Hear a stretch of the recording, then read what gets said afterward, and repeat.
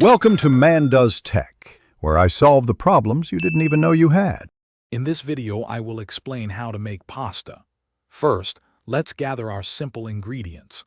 You'll need 2 cups of all-purpose flour, 2 large eggs, and just a pinch of salt. Combine these on a clean, flat surface. Begin to mix and knead the ingredients together until they start to form a cohesive dough. This initial step is crucial for the texture.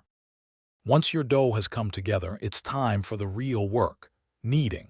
You'll want to knead it for about 8 to 10 minutes until it feels smooth and elastic. This develops the gluten, giving your pasta its chew.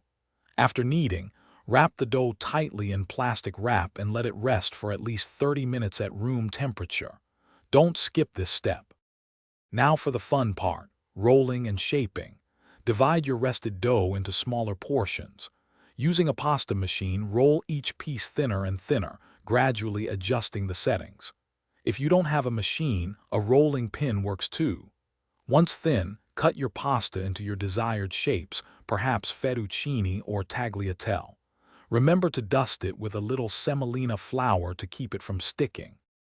Finally, it's time to cook your delicious fresh pasta. Bring a large pot of generously salted water to a rolling boil.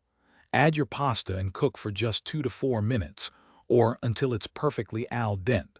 Fresh pasta cooks much faster than dried, so keep a close eye on it. Serve immediately with your favorite sauce.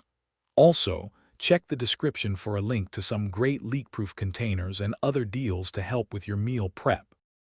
Thanks for watching. If you found this helpful, don't forget to like and subscribe.